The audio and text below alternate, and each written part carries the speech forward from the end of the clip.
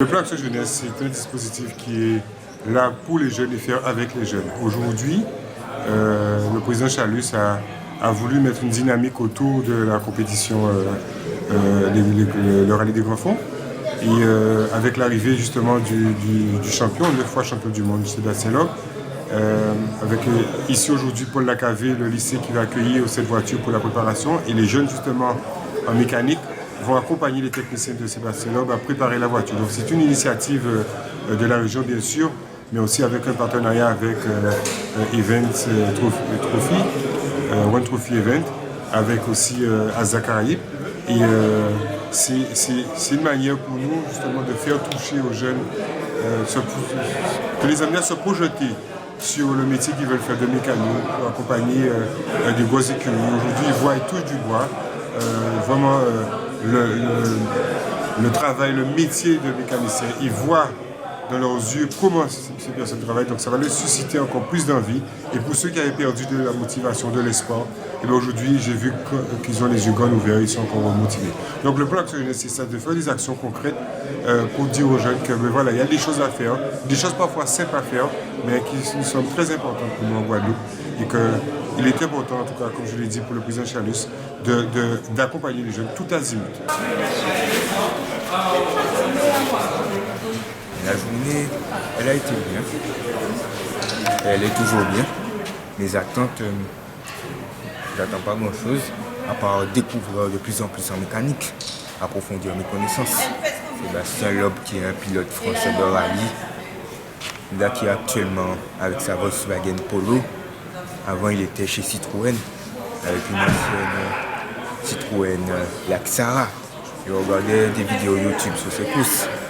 En fait, pour dire, il y a deux Sébastien. Il y a un autre qui s'appelle Sébastien Auger, sauf que lui, il est chez les Japonaises, nommé Subaru, avec leur moteur 4 cylindres de 2 litres. On est sur une voiture avec un moteur 4 cylindres d'environ 2 litres, 1 litre 9, 2 litres. 4 cylindres essence turbo compressé pour une transmission 4 motrices. 4 motrices, c'est-à-dire que toutes les roues sont motrices. C'est elles qui font bouger la voiture. C'est pas comme une voiture classique que vous connaissez tous. Parce que pour augmenter la vitesse, vous faites à l'arrière. Et pour rétrograder, vous poussez vers l'avant. Et là, on est sur un volant racing. Là, le volant il est en instant. Là, on a le compteur numérique. Là, on a l'écran. Sur une voiture de course, c'est plus différent. Là, on a une chaise, le siège type course. On a le frein à main qui est hydraulique. On n'est pas sur une boîte manuelle, on est sur une boîte séquentielle. Autrement dit, semi-automatique. C'est-à-dire vous tirez vers l'arrière, la première est enclenchée. Vous tirez encore, la seconde est enclenchée, etc. Si tu veux, toutes les pièces de cette voiture, elles sont homologuées par les FIA et tout. Mais par contre, il y a des rapports de boîtes, tu as des boîtes intermédiaires. Tu peux avoir une boîte courte, boîte intermédiaire et boîte longue. L'intermédiaire, c'est un mix des deux. Par exemple, tu auras ta première, une, deux, trois. Les rapports de boîte, c'est l'ingénieur qui gère ça ou... Non, c'est bon, je te dis, c'est juste, si on veut mettre la boîte courte, eux, ils ont sorti une pignonnerie avec des rapports qu'on mettra dans la boîte de vitesse. À chaque fois on ouvre la boîte et on regarde dedans. Là par exemple là c'est la boîte courte qu'on a dessus. Et si on va mettre la boîte longue et tout, l'idéal c'est d'avoir une autre boîte montée en longue déjà, on a changé tous les pignons et on monte ça sur la voiture. Bref, flexi est normal. Et vous n'avez pas demandé la question essentielle, est-ce qu'on gagne plus d'argent quand on est mécano pour une voiture comme ça ou dans une entreprise Non, mais après, on la presse pas parce qu'on sait pas. Mais non, mais posez quand même pour voir ce qu'il dit. Ah mais j'aurais dit, j'ai dit tu es dans un garage normal, tu vas être payé la même chose. Voilà, ouais. Ça faut quand même le dire. Oui, oui. Moi je dis si vous faites ce métier, si vous n'êtes pas passionné, vous n'allez pas rester. Ah non vous n'allez pas rester parce que du coup on fait beaucoup d'heures et je sais pas, par exemple des fois on va bosser toute la nuit pour finir la voiture et à côté tu vas oublier ta famille parce que du coup nous si la voiture n'est pas finie on peut pas rentrer. Par contre, vous voyagez beaucoup. Ouais, on voyage énormément, c'est ça qui est bien. Ah la voiture elle fait 300 chevaux. T'as 300 chevaux, dessus on a un DVT qui est dessus, ici là. C'est monté, ce modèle là est monté avec des turbos de Porsche. Ouais, c'est juste par rapport au modèle et tout, ils ont fait ça par rapport à l'entrée d'air. Ici, on a notre radial qui est ici devant, il est incliné. Notre intercooleur qui est juste en dessous. Juste là, on le voit bien ici. Là. Notre système de direction, on a obligé de monter un radiateur dessus pour refroidir. Après, qu'est-ce qu'on a dessus sur le moteur en plus, on a des capteurs. Tout ce qui est capteur Abracam, on les a ici, là. On a un capteur ici en plus. Notre wastegate ici qui est géré là. Ici, ici là, ouais. Ouais, wastegate. C'est quoi? Ah, c'est ça qui gère l'ouverture de ton turbo dedans, par rapport à ta turbine et tout, qui te renvoie vraiment ton air dedans. Si tu veux, tu as ton air de ton turbo qui arrive et dedans, c'est comme si tu as une membrane, et du coup, ça ouvre et ça ferme par rapport à ta demande de ton papillon que tu demandes. Celui-là, il gère. Celui-là, il gère en principal, après, tu as ta wastegate derrière et tout. Et le pilote a une action sur le moteur pendant qu'il conduit pas? Non. Il a rien. Non, juste l'accélérateur, c'est celui-là qui gère. C'est pour ça que quand tu entends les voitures, quand ils desserrent les voitures de rallye, ça fait toujours un. Et du coup, c'est l'ouverture de ta wastegate qui fait ça. Parce que c'est pas ton dump valve. Dessus, on n'a pas de dump valve, comme vous dites. Nous, on a l'ALS et tout. Et du coup, ça te bloque ton turbo pour que tu aies toujours de l'air dans ton turbo. Comme ça, quand tu veux reprendre tes gaz et tout. Ouais, c'est ça. Ouais. Gros, c'est comme si tu avais un petit poumon. C'est une question. C'est pas ça la jump drive? Non, non, c'est pas ça. Si tu veux, ça, c'est comme si tu as ton turbo qui est bridé à 2 bar 6. Et ça, c'est homologué, on peut pas dépasser. Ah, c'est pour ça que c'est... À chaque rallye, c'est homologué. Il y a 2 vendeurs de ça. Et il y en a, des fois, ça arrive qu'il y en a qui trichent ou qui démontent dedans, mais à chaque fois, c'est vérifié. Mais du coup, dans le turbo, il n'y a pas de latence. Latence? Le temps de machin. Non, on n'a pas trop, non. Dès que tu te mets en stage, tu n'as vraiment pas d'attente. D'où le fait, comme on disait, que tu vas t'as pas en vitesse pure, tu vas pas beaucoup haut, parce que vraiment, tu as toujours ces boîtes super fortes tout en dessous. Faut vraiment que ton moteur, il respire tout le temps. Dès que tu lâches l'accélérateur, dès que tu vas accélérer, il va repartir direct. La vitesse de pointe... C'est pas beaucoup, 180 fois, c'est 186 CEDA. Et la boîte longue 200, l'ingénieur était là, il vous aurait dit vraiment que ça arrive super vite. Et tout est démontable rapidement. Ouais. C'est optimisé à maximum. Au maximum pour que vous soyez Maximum, oui. le plus rapide possible. C'est ça. Généralement, quand il rentre en stand, c'est combien de temps Des fois, ça dépend. Là, j'ai vu qu'il y a pas mal d'assistance de 15 minutes. Ouais. 15 minutes, on fait juste quoi? On va faire des niveaux, on va changer des roues par rapport au choix de pneus. Et puis voilà. Par contre, si on a une demi-heure, on a un problème de boîte. Si on avait une boîte de rechange, on sait la boîte de vitesse. Ça se fait une demi-heure. Tout est changeable rapidement. Demi-heure, boîte de vitesse. Ouais, mais là, une demi-heure. Oui. Alors que ton garagiste, c'est dans 3 jours, On pas une semaine. Un mois. Un mois. Lui, il a un problème. Lui, il a un problème. Nous, sur les polos, on met 15 minutes. Monter, démonter. Mais par contre, on est 4 dessus. Ah ouais, c'est On a un gars qui est dessus, on met un gars en dessous et chacun de chaque côté sur les trains. C'est ça. C'est vraiment un gain de temps.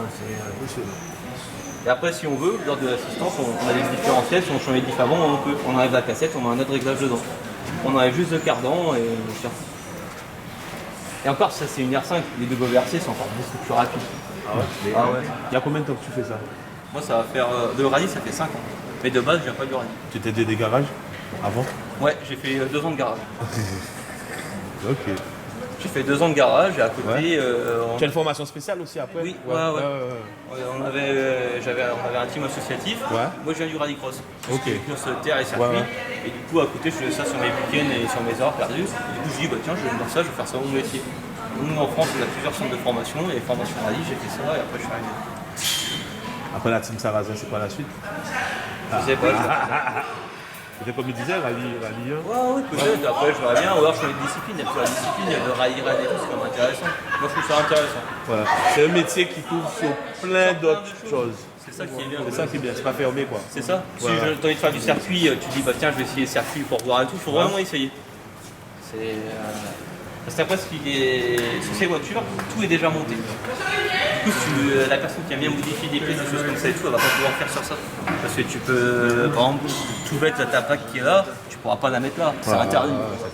Tu peux pas faire ce que tu veux, tu as des pièces qui sont homologuées. T'as des normes. C'est ça, tu as des normes de montage et tout, et tu peux faire ce que tu veux. Sauf que tu as d'autres disciplines où tu peux vraiment, c'est ouvert. C'est ça qui est super. Tout ce qui est course de côte et tout, c'est vraiment beaucoup plus ouvert. Ah d'accord. Oui, c'est ça.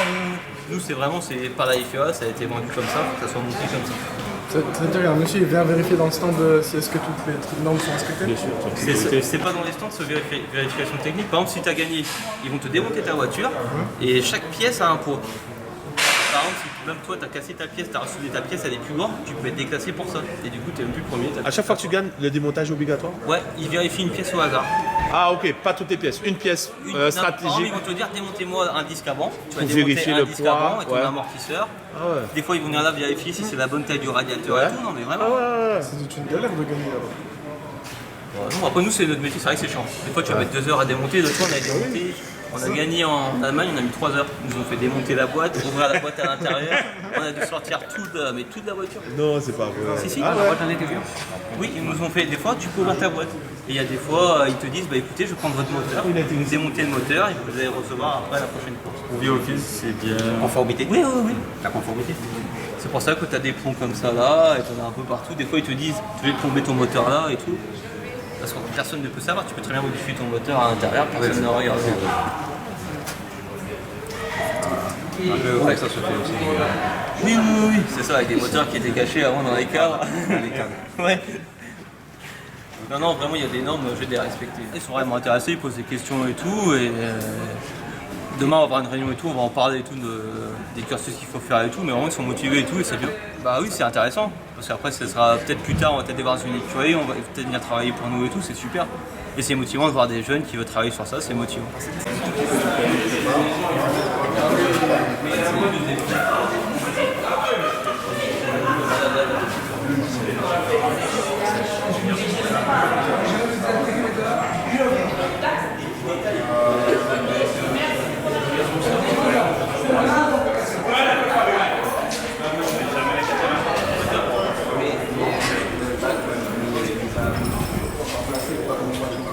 La situation, c'est que en fait, j'ai entendu que les bacs de rallye, c'est pas vide comme ceux des voitures. Ah, il y a de la mousse à l'intérieur. Il y a de la mousse. Pour éviter de déjauger. Comme la mousse. Mais que ça prend dans les virages, ça peut éviter tout ça, parce que l'essence aille tout d'un côté. On met des mousses, comme ça condense un petit peu ça met l'essence un petit peu partout. Ok, la mousse absorbe et ça permet aussi un cas de choc. C'est les réservoirs souples. Ça permet un cas de choc que ça se déforme, mais ça ne bouge pas.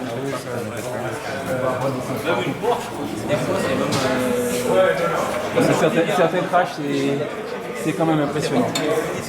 Quand ça sort fort. Parfois, on a des réactions. Oui, ça va, c'est des changements. Mais Jean-Marie Pili, on va par rapport à la Formule 1. Il y a un gars qui a utilisé tout à l'heure. Jean-Marie Pili, il a acheté une DS3 R5. Et le réservoir est par contre. Il est croisé. Et donc, du coup, il est pas contre. Il vient d'acheter la voiture, il est pas contre. La roue, oui. Tu sais, les salaires, c'est comme si tu étais mécanicien dans un garage. C'est les mêmes salaires. C'est ce que vous voyez. C'est quoi? On parle jamais de salaire. Non, c'est juste que tu as des salaires lambda. Comme si tu es mécanicien dans un garage, tu auras le même salaire. C'est pas... Si vous faites ça pour l'argent, je vous dis non, direct. C'est de voyager et même travailler sur des voitures comme ça, je trouve ça super sympa et c'est la passion. En fait, tu es en course. Quand ta voiture elle est en course, tu sais même pas si tu vas finir premier, il est deuxième ou premier, tu as la montée d'adrénaline et tout, ça je trouve ça bien. Vous êtes déjà arrivé dernier? Oui. Hein? Ça arrive plein de fois. Nous, en fait, qu'on soit premier ou on est dernier, on sera... Ce que je dis à chaque fois, c'est qu'en fait, nous, tant que la voiture a fini de rallye, c'est juste ça. Les derniers, ça nous arrive plein de fois. Même casser la voiture, et du coup, on est obligé de repartir le lendemain.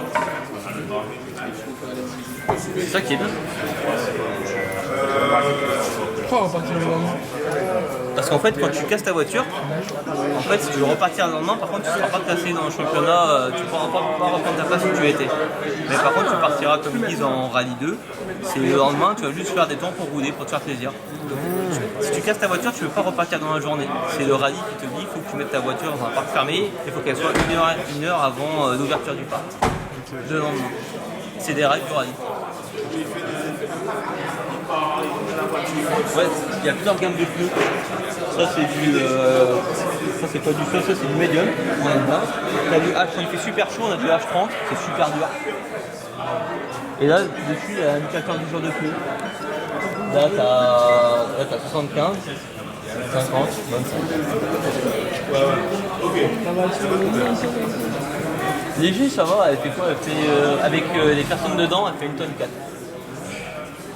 Une Golf 4, ça fait 1 tonne 450. Mais t'as pas 300 chevaux dans la Golf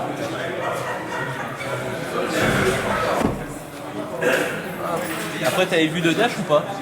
Ouvre la porte de l'autre côté, je vais te montrer. Là, si tu veux, là, on a tout. La température de l'extérieur, on a tout. Température d'huile, ton eau à 65 degrés, la boîte, on a des démarrateur à 53, on a tout. Les infos quand tu appuies tes freins.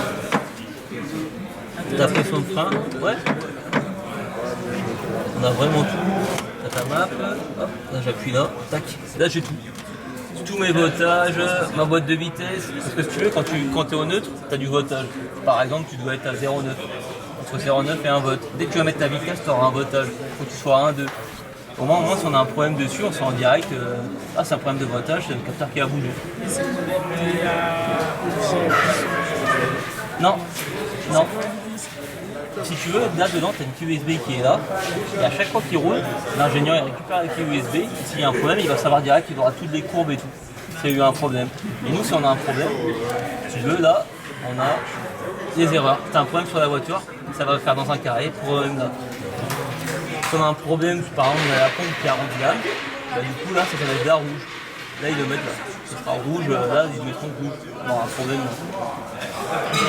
Même ici, à la place d'être vert, ce sera rouge. Au moins nous on sait direct, bah tiens c'est la pompe, la deuxième pompe qui a rendu l'âme. On sait qu'il faut ouvrir le réservoir pour changer la pompe.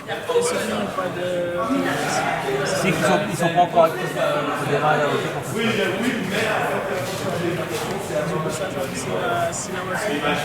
C'est obligatoire, c'est obligé d'avoir deux extincteurs. Un automatique qui est derrière, qui est là, de 2,5 kg et un manuel là.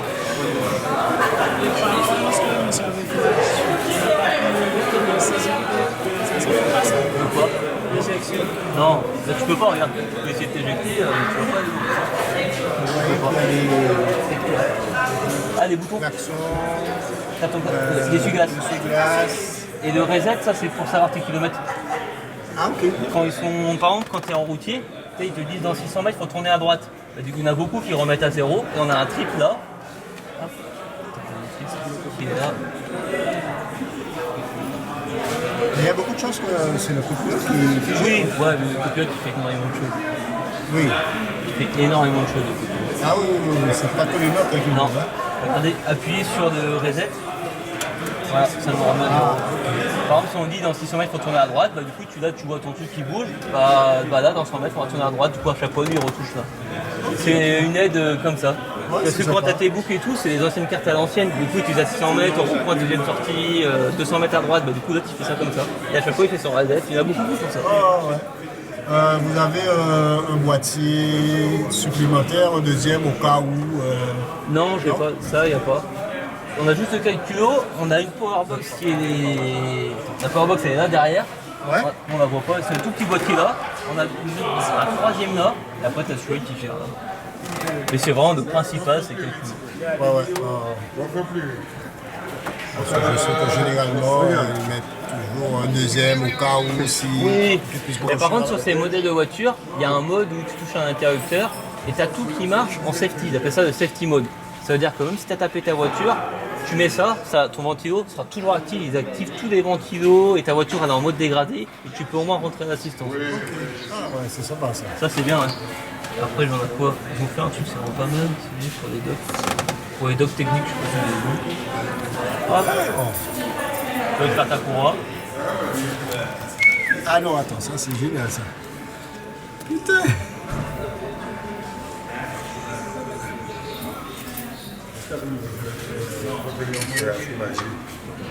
Ah, c'est. Attends, regarde. Oui, comment il s'appelle Hélène.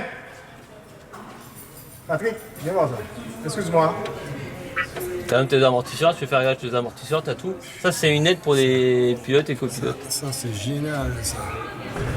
Oui, on a vu la. Mais est-ce que le pilote a... Toute la documentation est dedans. Si, Nous avons montré ça. Mais je lui ai dit.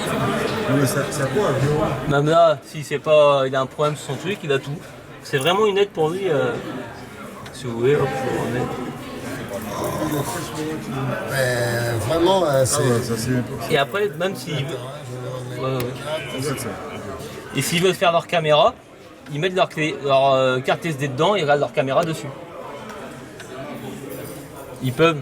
Nous on les a pas mis dedans, mais ils peuvent. Ouais. Après t'as tout, t'as tes trucs électriques, ça aide entièrement. Tous tes capteurs, s'il y a un problème de capteur, ils démontent direct. C'est vraiment, on est là pour aider. Je m'appelle Eddy Power, je suis mécanicien de compétition Sarrazin Motorsport. Aujourd'hui on est là pour faire rouler cela pour Sébastien Loeb.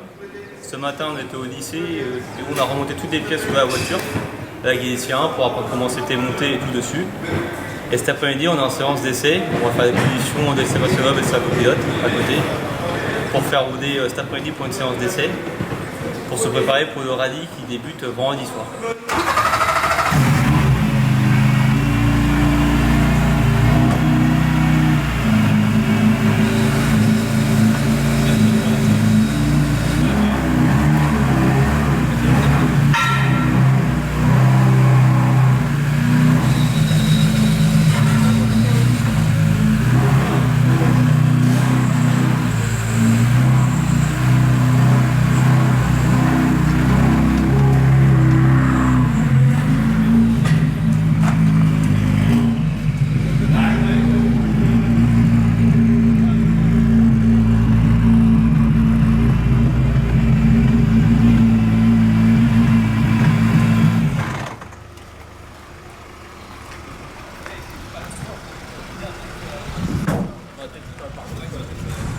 Bonjour, alors moi je m'appelle Clément Raffo, ingénieur au team Sarrazin Motorsport depuis 6 ans et aujourd'hui on est ici en Guadeloupe pour faire rouler Sébastien Loeb pour l'événement Rallye des Grands Fonds avec notre Skoda Fabia RS juste ici. C'est une opportunité énorme pour nous en termes d'image et puis faire rouler le boss du rallye, donc c'est juste énorme. Et puis on est aussi là, présent aujourd'hui au lycée pour partager un petit peu aux jeunes d'ici notre passion, notre savoir-faire, leur montrer un petit peu tout ce qu'on fait, toutes les opportunités qu'il peut y avoir, tous les corps de métier, un petit peu tout ça pour leur en toucher 2 mots. Sébastien, c'est une bonne question. On va le voir là rapidement, on a une séance d'essai cet après-midi. On va rouler d'ici 2 petites heures, donc il ne devrait pas tarder à arriver. Le président Chalus, vous remercie l'encadrement en tout cas que vous avez. Je remercie M. Corveau pour ce partenariat, cet échange. Je remercie l'établissement aujourd'hui pour l'académie qui nous accueille. Et c'est vrai, comme il a dit, on a vu venir un grand champion en Guadeloupe. On a vu venir un grand champion en Guadeloupe pour venir voir comment nos jeunes sont motivés. Parce qu'on a des jeunes très motivés en Guadeloupe qui en veulent. Et c'est ça aussi que nous voulons démontrer, que nos jeunes sont à la hauteur. C'est qu'on espère très bientôt, dans un futur prochain, que c'est vous qui serez de l'autre côté. Et voilà. Donc on remercie aussi l'équipe, la team Sarrazin, parce que ce sont des personnes sympathiques qui se donnent, qui vont vers, qui distillent leur savoir, qui n'ont pas peur de nous dire comment ils sont arrivés, qu'est-ce qu'ils font, quel réglage, donc c'est important. Donc le président Chalus, dans sa dynamique d'accompagnement des jeunes, est totalement à fond sur ce projet avec le plan Action Jeunesse qui verrouille un peu cette affaire et la direction de l'éducation de la jeunesse et de la vie étudiante. Voilà. Donc merci et j'espère que vous allez justement profiter de ça, mais vraiment profiter. Pour ceux qui ont perdu espoir, ben, l'espoir va renaître aujourd'hui, je suis sûr. Et puis continuez, profitez, n'hésitez pas à fatiguer ces messieurs justement pour leur poser des questions, pour savoir vraiment, pour clarifier votre objectif en tout cas. Donc merci et puis félicitations à tout le monde et tout l'encadrement. Je ne sais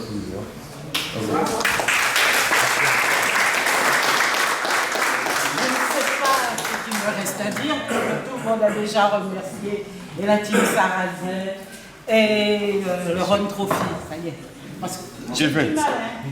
Je n'ai pas encore tout à fait l'expérience de la course automobile. Ça viendra. Mais ça viendra, je pense.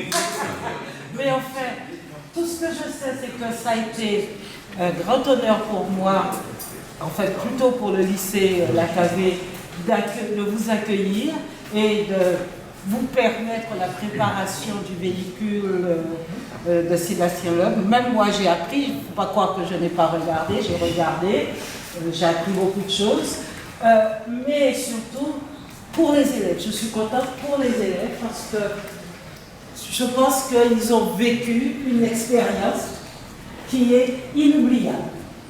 Non, vous n'êtes pas d'accord? Non, vous doutez de la chose. Peut-être que vous en connaîtrez dans votre première expérience. Bon. Je pense qu'ils étaient impressionnés, surtout à la venue du véhicule. de voir ce véhicule. Mais c'est un premier pas pour nous, étant donné que depuis 2 ans, nous essayons d'entrer dans la course automobile et dans la formation. Alors nous avons déjà formé des commissaires de course. Nous avons des élèves qui sont des commissaires de course. Mais là, nous avons approfondi notre partenariat avec la ZAG, qui est retenu avec la ZAG. Et à travers ce partenariat, nous préparons déjà le véhicule d'Olivier Trésor et peut-être que nous en aurons d'autres parce que de toute façon, il y a une demande. Mais pour le moment, nous ne sommes pas encore tout à fait prêts, mais voilà, ça va venir.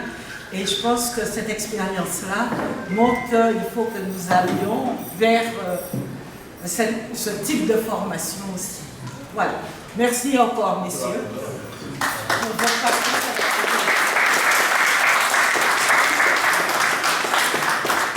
Merci à la région. Puis merci à tout le monde. Voilà.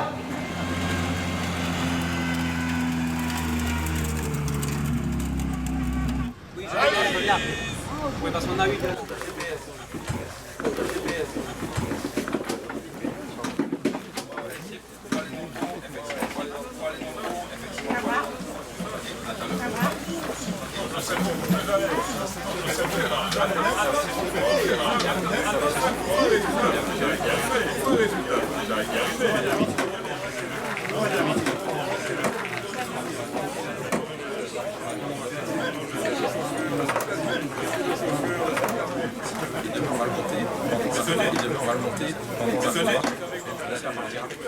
Et après, on a mis des jolis ailerons, c'est monté à joli, c'est pareil.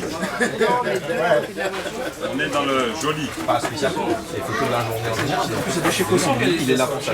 Ouais. Il est très très fort.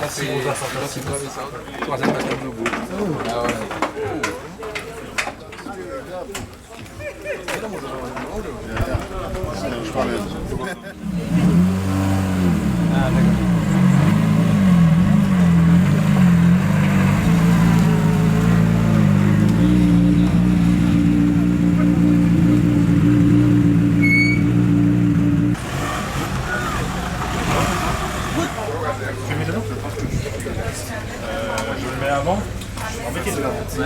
Ah oui, c'est vrai. Il m'a dit à 41.